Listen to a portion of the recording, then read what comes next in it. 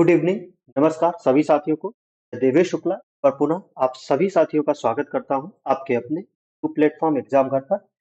और जैसा कि आप पढ़ रहे हैं, टीपीसी में जो आपके सीवीटी वन में जो आए हुए जीके जी क्वेश्चन है का हम रिवीजन कर रहे हैं और साथ ही उससे रिलेटेड जो प्रश्न आपके बन सकते हैं उन पे भी चर्चा। आप सभी साथी बिल्कुल क्लास को पूरा देखिएगा। और जो नए हैं अगर चैनल पे तो आप चैनल को सब्सक्राइब कर लीजिए, बेल आइकन को दबाइएगा ताकि आपको आने वाले क्लासेस का नोटिफिकेशन आता रहेगा। अब ये क्लासेस आपको डेली मिला करेंगी, शाम को 8 बजे अपलोड की जाएंगी चैनल। तो आप सभी लोग चैनल को सब्सक्राइब करके रखेंगे और नोटिफिकेशन नोटिफिकेशन यानी कि बेल आइकन को दबा के रखें, इससे आपको नोटिफिकेशन जो है आपको मिलता रहेगा। आज जो हम चर्चा करने वाले हैं वो हम चर्चा करने वाले हैं 28 मार्च 2016 में जो सेकंड शिफ्ट में जो पेपर हुआ था उसमें लगभग 25 से 26 क्वेश्चन जीके जीएस के उस पे हम चर्चा करेंगे।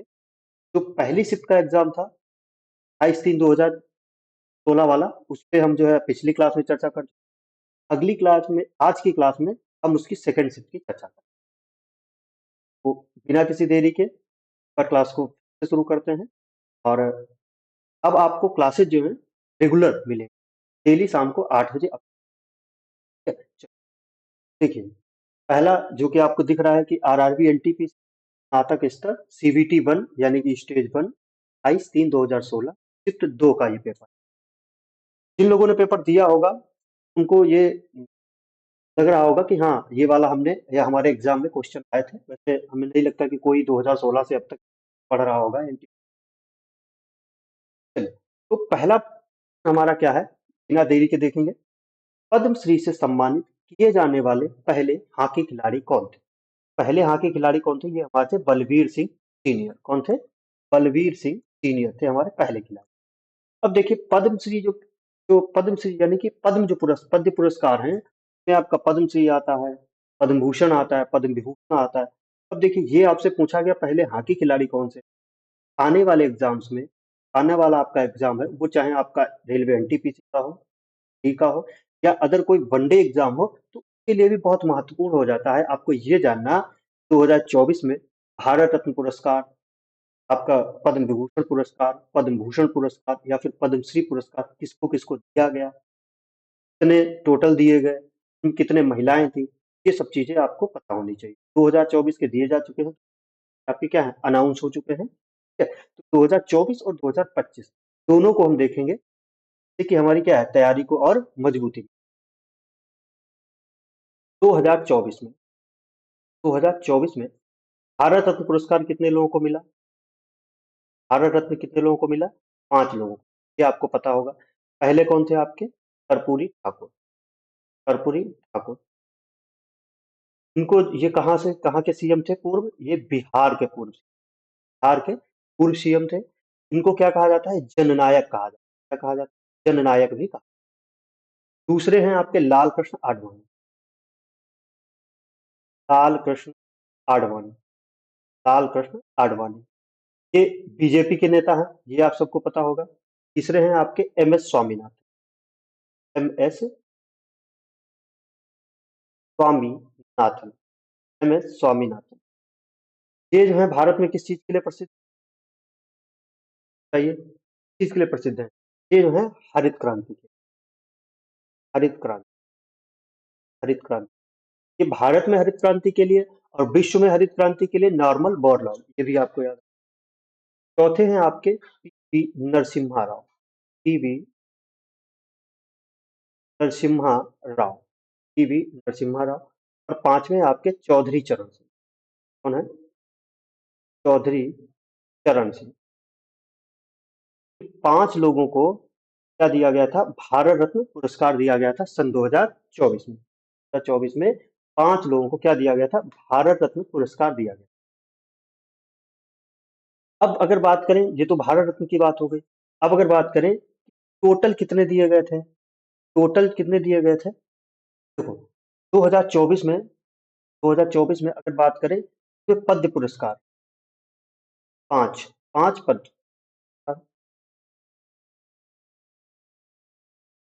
पद्म पुरस्कार 5, पद्म पुरस्कारों में 5, सॉरी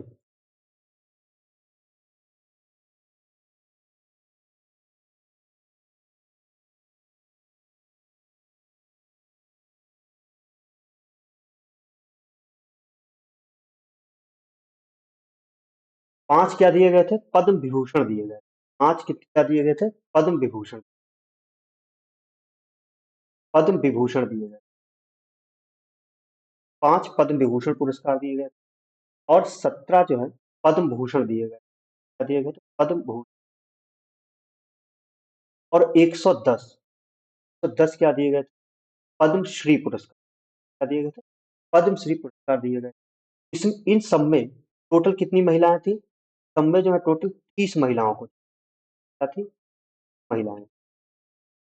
इस जो है ये महिलाएं जो है सम्मिलित की। अब अगर बात करें, देखो, एक तो आपको भारत रत्न याद रखना है, दूसरा आपको याद रखना है पद्म विभूषण। पद्म विभूषण किया गया था, ये आप देख लो। 1 2 4 और 5। पद्म विभूषण दिया गया था विंदेश्वर पाठक।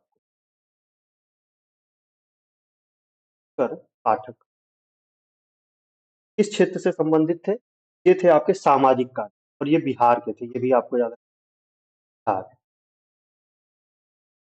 है। और कौन थे? अगले आप थी बैजंती माला। बैजंती माला, ये कला कला क्षेत्र से, और ये आपके तमिलनाडु से आता है। तीसरा था आपका चिरंजीवी। ये चिरंजीवी। ये चिरंजीवी। चिरंजीवी, ये क्या थे? ये आप इनको भी कला के क्षेत्र से मिला है, और ये आपके आंध्र प्रदेश।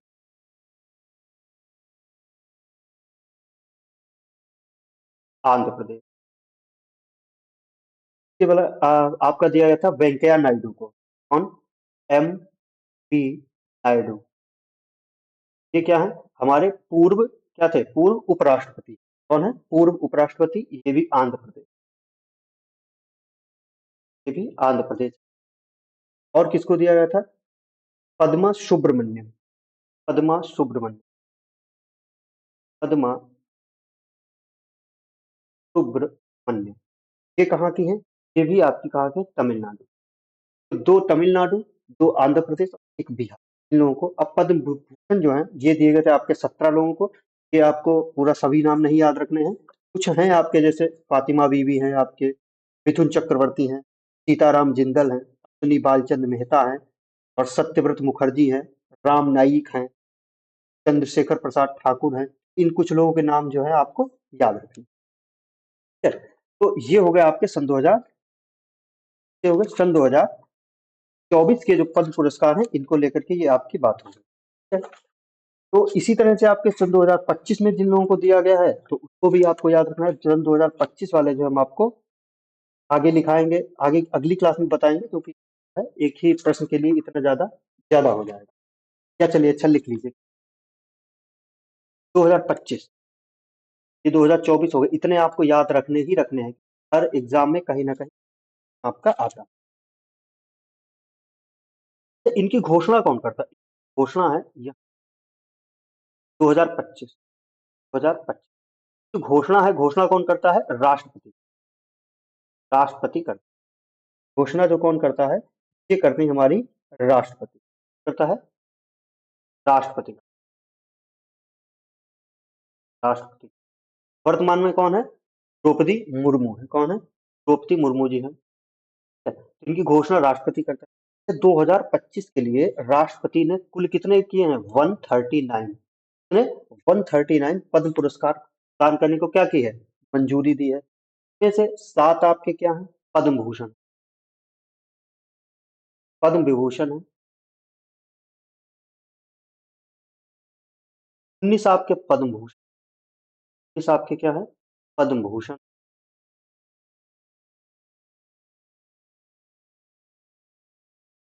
19 आपके पद्म भूषण है। और 113 कितने? 113 जो है ये आपके क्या है? पद्मश्री है। पद्म। अब इनमें अगर देखा जाए तो इनमें टोटल 23 महिलाओं को मिला। सन 2024 में कितनी महिलाओं को मिला था? 30 महिलाओं, जबकि इसमें से 23 महिलाओं को मिला। तो ये आपको याद रखना है। हम अगली क्लास में एक हम आपको छोटा सा वीडियो बना देंगे, जिसमें 2024 और 2025 सभी जो पद्म पुरस्कार जो जीतने वाले हैं को मिला है, उन पे हम आपको पूरी क्लास बना देंगे, जो कि 15 से 20 मिनट की होगी, जिसको आप देख के सारी चीजें याद रख सकते हैं। आगे चलेंगे। देखिए, अगला है आपका, अगला प्रश्न क्या है? अगला प्रश्न है, सर्वाधिक ऑस्कर जीतने वाले पुरुष का रिकॉर्ड किसके नाम पर है? सर्वाधिक ऑस्कर जीतने वाले, ऑस्कर पुरस्कार जीतने वाले पुरुष का पुरुष का रिकॉर्ड किसके नाम पर है? तो ये है आपके वॉल्टर डिज्नी। कौन है? Walter Disney. कहाँ, किस देश से संबंधित है? ये यूएसए से संबंधित है। ये यूएसए देश से संबंधित। अगर बात करें ऑस्कर पुरस्कार पे भी थोड़ा सा डिस्कस। ऑस्कर पुरस्कार, कौन से? ऑस्कर पुरस्कार, ऑस्कर पुरस्कार, ऑस्कर पुरस्कार, इन्हें ही हम क्या कहते हैं? अकादमी अवार्ड भी कहते हैं। क्या कहते हैं? अकादमी अवार्ड भी कहते हैं। अकादमी अवार्ड भी सर्वाधिक बार किसने जीता है आपका? ये जीता है वॉल्टर डिज्नी ने। पुरस्कारों की मेजबानी कौन करता है? मेजबानी की बात करें या किसके द्वारा दिए जाते हैं, तो ये है आपके अकेडमी ऑफ मोशन,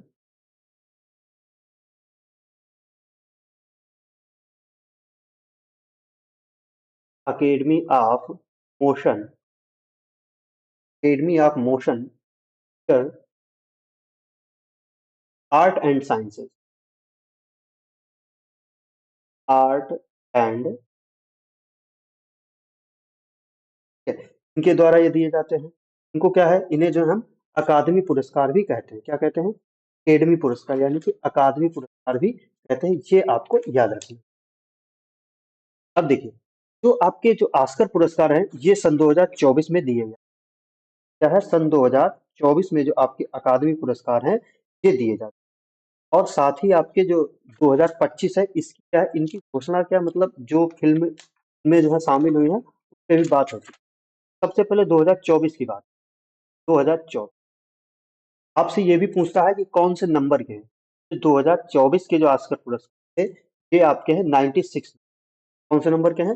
96 नंबर का। आयोजन कहाँ हुआ था? तो ये लॉस एंजल्स में। कहाँ पर हुआ था? Los Angeles. ये भी आपको याद है, लॉस एंजलिस। लॉस एंजलिस में इनका जो है आयोजन हुआ था। इस समारोह में मेजबानी किसने की थी? Kimmel, Jimmy Kimmel. मेजबानी किसने की?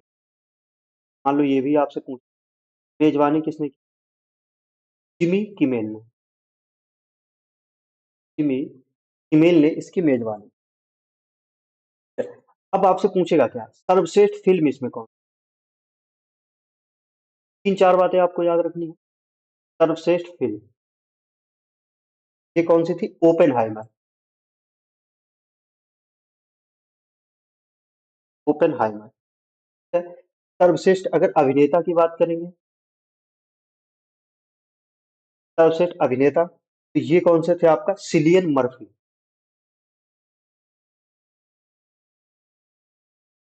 Cillian Murphy. इनको किस मूवी के लिए मिला है? तो इन्हें जो है ओपेनहाइमर के लिए,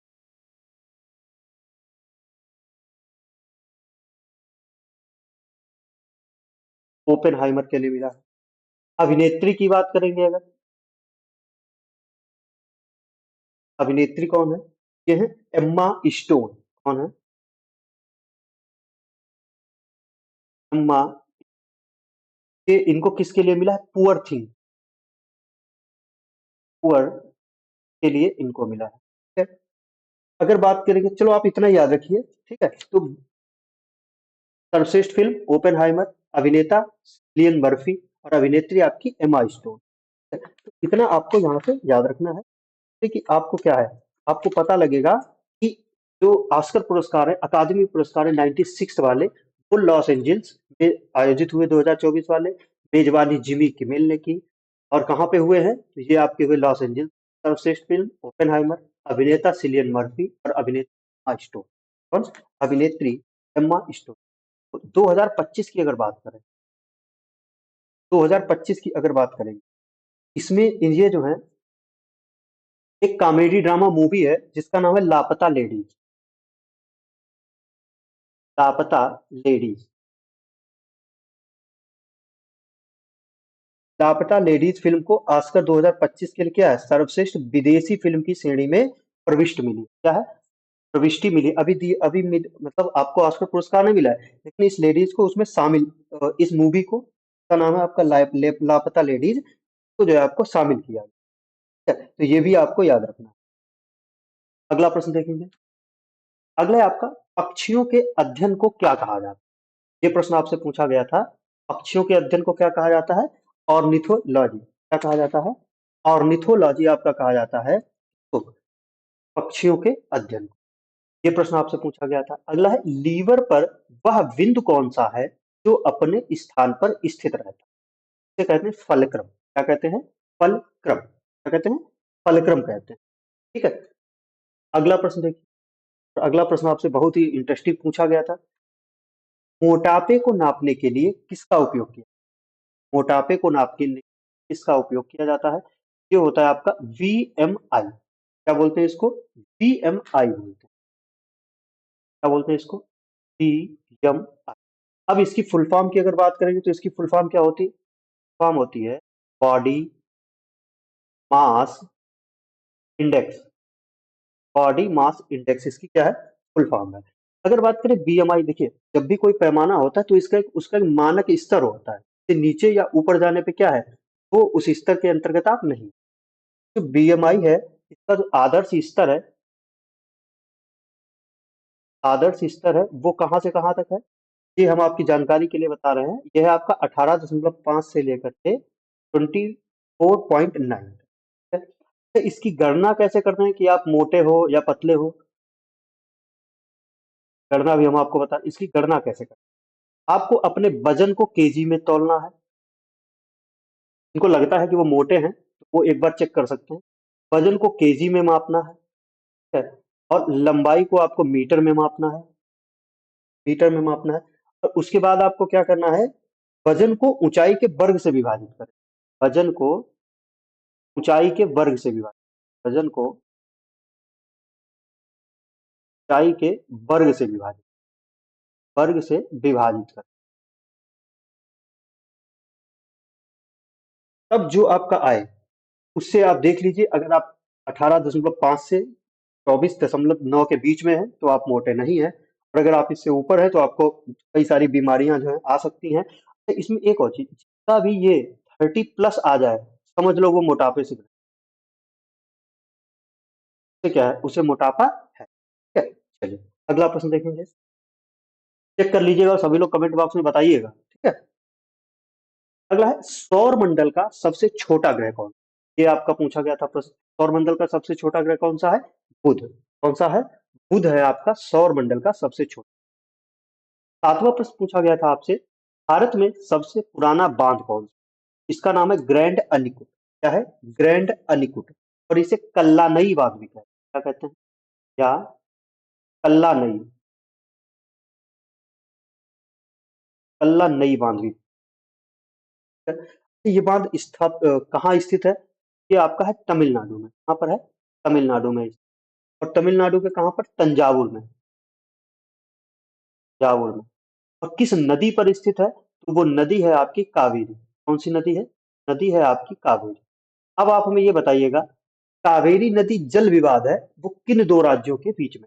कावेरी नदी जल विवाद है वो किन दो राज्यों के बीच? प्रश्न का जवाब आप लोग क्या करेंगे, कमेंट बॉक्स में देंगे। ठीक है? अगर बात करें ये जो आपका बांध है, इसको बनवाया किसने था? अगर इतिहास पे जाएंगे तो चोल वंश के शासकों द्वारा बनाया। ठीक? चोल वंश के एक शासक थे जिनका नाम क्या था? करिकल, राजा करिकल। करिकल ने बनवाया तब 150 ईस्वी। यानी कि ये इतना पुराना बांध है और आज भी जो है क्या है, ये आपका चल रहा है। अगला देखो, पानी के अंदर की वस्तुओं का पता लगाने के लिए यंत्र का उपयोग किया जाता है, वो होता है आपका सोनार। कौन सा होता है? सोनार। 8वां प्रश्न ये पूछा गया था आपसे। 9वें प्रश्न को देखेंगे। 9वां प्रश्न आपसे पूछा गया था, क्षेत्रफल की दृष्टि से सबसे बड़ा दूसरा देश कौन? दूसरा तो हो गया कनाडा, तो पहला कौन सा हो गया? यूएसए। फिर हो गया आपका कनाडा, और उसके बाद आता है आपका चीन। यूएसए नहीं, रूस, रसिया है एक।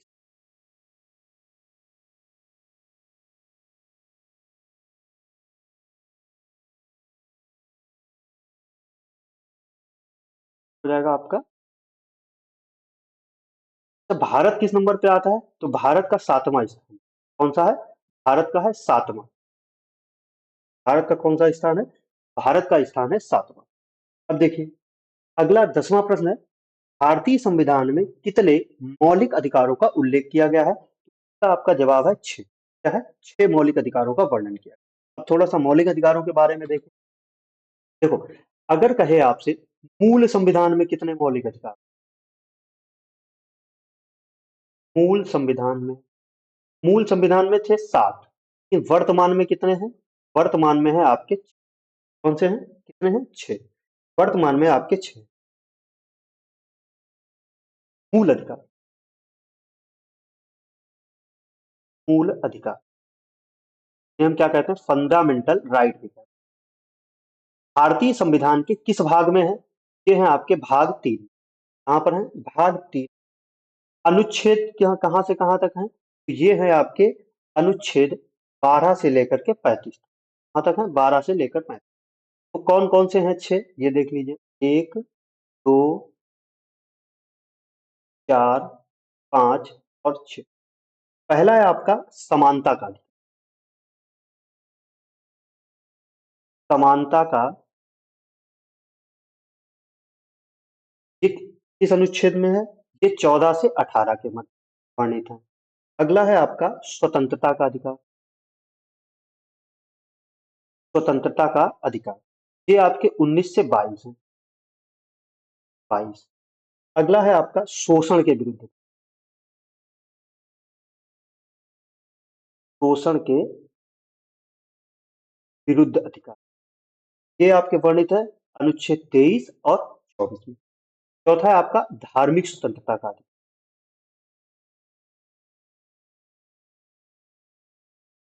धार्मिक स्वतंत्रता का अधिकार ये आपका है 25 से 28। ये कहाँ पे है आपका? 25 से 28 के मध्य में आपका कौन सा है? धार्मिक स्वतंत्रता का अधिकार। अगला है आपका शिक्षा एवं संस्कृत का अधिकार। शिक्षा एवं संस्कृत का अधिकार। शिक्षा एवं संस्कृति का ये आपका वर्णित है 19 और छठा है आपका संवैधानिक उपचारों का अधिकार।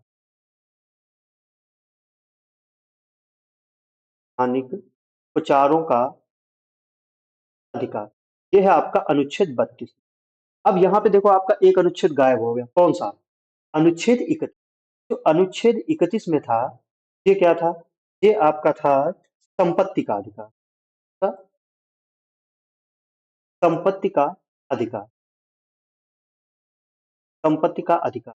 और इसको मिलाकर के वर्तमान मूल संविधान में कितने थे? 7। लेकिन इसको क्या है? इसको अब कर दिया गया समाप्त। क्या कर दिया गया? समाप्त। तो वर्तमान में कितने मूल अधिकार रह गए आपके? 6। पहला आपका समानता का अधिकार 14 से 18। स्वतंत्रता का अधिकार 19 से 22। शोषण के विरुद्ध अधिकार 23 से 24। धार्मिक स्वतंत्रता का अधिकार 25 से 28। शिक्षा एवं संस्कृत का अधिकार 29 से 30। और संवैधानिक उपचारों का अधिकार ये कहाँ पे है? अनुच्छेद 32 में। ठीक है, अगले प्रश्न पे चलिए। अगला आपसे पूछा गया था, अंतरिक्ष में जाने वाले सर्वप्रथम कुत्ते का क्या नाम था? उसका नाम था लाइका। लाइका या फिर लाइका। ठीक है, उसका क्या नाम था? लाइका था। अगला प्रश्न आपसे पूछा गया था, म्यांमार का स्वतंत्रता दिवस दिन मनाया जाता है। म्यांमार का देश का स्वतंत्रता दिवस 4 जनवरी को, ये 4 जनवरी को मनाया जाता है म्यांमार का स्वतंत्रता। इसका पुराना नाम क्या था? बर्मा। ठीक है, इसकी राजधानी उस समय पे क्या थी? रंगून। अब वर्तमान राजधानी क्या है? ये आप हमें बताइएगा। ठीक है, वर्तमान में जो राजधानी है ये क्या था? तो जो आजादी मिली थी, वो मिली थी 1948 में। कब मिली थी? ये 4 जनवरी 1948 को आजाद हुआ था। अब किससे आजाद हुआ था? ये अंग्रेजों से आजाद हुआ। अंग्रेजों से। अंग्रेजों से आजाद। अगर बात करें सबसे पहले क्या हुआ था, 1885।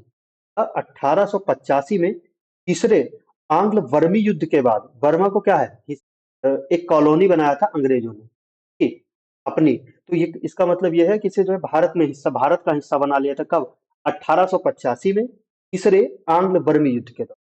अब उसके बाद में क्या हुआ, जब साइमन कमीशन आया था, तो साइमन कमीशन की रिपोर्ट पर 1935 में एक एक्ट लाया गया था, के द्वारा 1937 में तो जो है भारत से फिर से अलग कर दिया। समझ गए। 1885 में तीसरे आंग्ल बर्मी युद्ध के दौरान बर्मा, अंग्रेजों ने इसे अपनी कॉलोनी बनाया था, क्योंकि अंग्रेज भारत से ऑपरेट करते थे, भारत में एक तरीके से शामिल हो गया था। उसके बाद 1935 में क्या हुआ था, जब साइमन कमीशन की रिपोर्ट की सिफारिश पर 1935 में बर्मा अधिनियम लाया गया था। क्या लाया गया था, बर्मा के ऊपर एक अधिनियम लाया गया था 1935 में, के आधार पर 1937 में बर्मा को यानी कि म्यांमार को फिर से जो है भारत से अलग कर दिया। ठीक है? अगला देखिएगा, कंप्यूटर की चिप का दूसरा नाम क्या है, तो इसे कहते हैं माइक्रो। क्या कहते हैं, माइक्रो।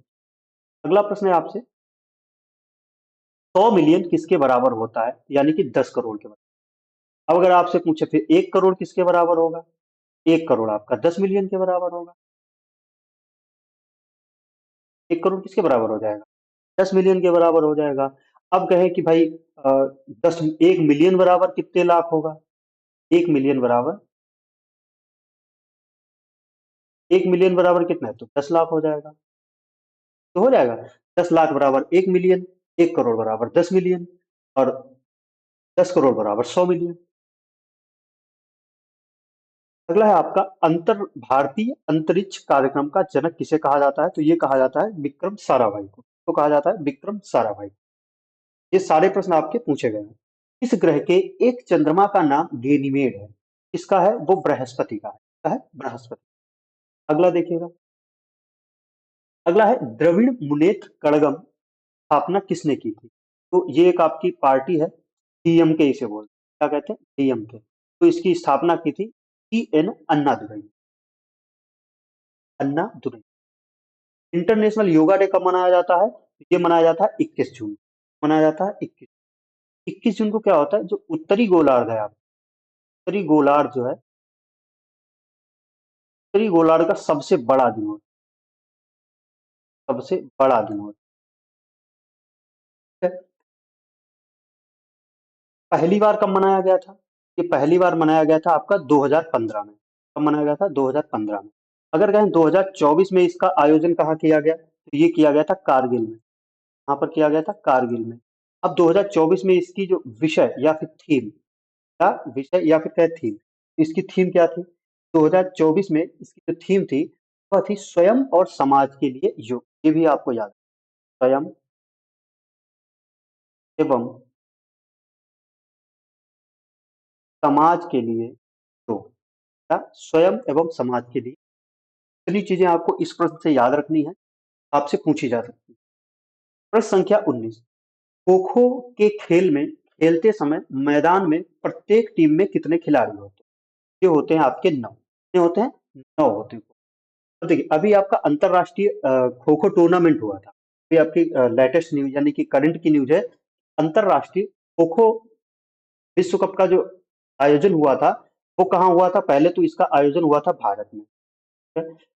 तब मेल और फीमेल, मेल और फीमेल दोनों वर्जन हुए थे। मेल वाला कौन जीता है, भारत जीता है। फीमेल वाला कौन जीता है, ये भी आपका भारत जीता है। इसके खिलाफ किसको हराकर जीता है, तो ये नेपाल को हराकर जीता, तो नेपाल को हराकर। लड़कियों यानी कि फीमेल ने भी किसको हरा करके जीता है, नेपाल को हरा। ये भी आपको याद रखना है। अगला देखिएगा, अगला है, एशियाई खेलों में स्वर्ण पदक जीतने वाली पहली भारतीय महिला खिलाड़ी कौन थी, ये थी आपकी कमलजीत संधू। अब आपने देखा होगा कि आपके एनटीपीसी यानी कि आरआरबी एनटीपीसी स्टैटिक के क्वेश्चन बहुत आ रहे हैं। जैसे पहला देखा आपने, पद्मश्री कौन से हॉकी खिलाड़ी को मिला पहला। फिर आपसे ये देखिए पूछे गया कि भारतीय महिला खिलाड़ी कौन सी पहली जिन्होंने एशियाई खेलों में स्वर्ण पदक जीता। तो आपको इन चीजों को भी याद रखना। अगला प्रश्न है, अंक गणित एवं तार्किक संक्रियाएं करने वाले संसाधन को क्या कहा जाता है, इसे बोलते हैं एएलयू। तो ये कंप्यूटर से प्रश्न है, इसे क्या बोलते हैं, अर्थमेटिक लॉजिकल यूनिट। क्या बोलते हैं, अर्थमेटिक लॉजिकल। 22वां प्रश्न पूछा गया था आपसे, पोलियो की टीके की, पोलियो के टीके की खोज किसने की? ये की थी जोनास साल्क ने। किसने की थी, जोनास साल्क ने इसकी जो है। अगला 23वां प्रश्न, किस देश ने यूएसए को स्टैच्यू ऑफ लिबर्टी भेंट की थी, तो फ्रांस ने भेंट की थी। याद रखना है आपको। डॉल्फिन के समूह को क्या कहा जाता है? तो जो डॉल्फिन होती है उनका जो एक बहुत जब बहुत सारी डॉल्फिन होती है उसके समूह को क्या कहा जाता है? पॉड कहा जाता है। क्या कहा जाता है? पॉड। राइटर एक समाचार एजेंसी का मुख्यालय कहाँ है? तो राइटर जो समाचार एजेंसी है वो न्यूज एजेंसी है, इसका मुख्यालय कहाँ पर है? यूके, यानी कि आपकी ब्रिटेन यानी कि यूके में है। क्यूआई से आपका क्या तात्पर्य? Air quality. 26 क्वेश्चन आपके पूछे। स्टेज वन यानी कि सीबीटी वन 2016 शिफ्ट टू 28/3/2016 में आपके टोटल 26 प्रश्न पूछे गए थे। किससे? जीएस से। में आपके कुछ करंट के जो प्रश्न थे वो हमने नहीं आपके इंक्लूड किए क्योंकि करंट के थे, तो फिर 2016 के करंट आप पढ़ के क्या करेंगे। लेकिन जो आपके जीके जीएस के आपके इसमें देखिए आपके ज्योग्राफी के प्रश्न थे, आपके पॉलिटी के प्रश्न, इन सब ये सभी प्रश्न मिलाकर के आपके टोटल 26 प्रश्न पूछे गए थे। स्टैटिक जीके थी, ये सब कुछ था, वो 26 प्रश्न पूछे गए थे। आप ऐसे ही हम आपको डेली बेसिस पे एक आपका शिफ्ट का पूरा पेपर है जिसमें 25 से 30 प्रश्न होते हैं, वो हम आपको डेली बेसिस पे रिवाइज कराएंगे। ठीक है, आज की क्लास को यहीं पे समाप्त करेंगे। मिलेंगे कल अपनी अगली क्लास। तक के लिए आप सभी को धन्यवाद, और आप सभी साथी जो भी लास्ट तक क्लास से जुड़े रहे वो बहुत बहुत धन्यवाद। और आप सभी लोग जो है चैनल को सब्सक्राइब कर लीजिए और बेल आइकन को दबाइए ताकि आपको जो है आने वाली क्लासेस का धन्यवाद।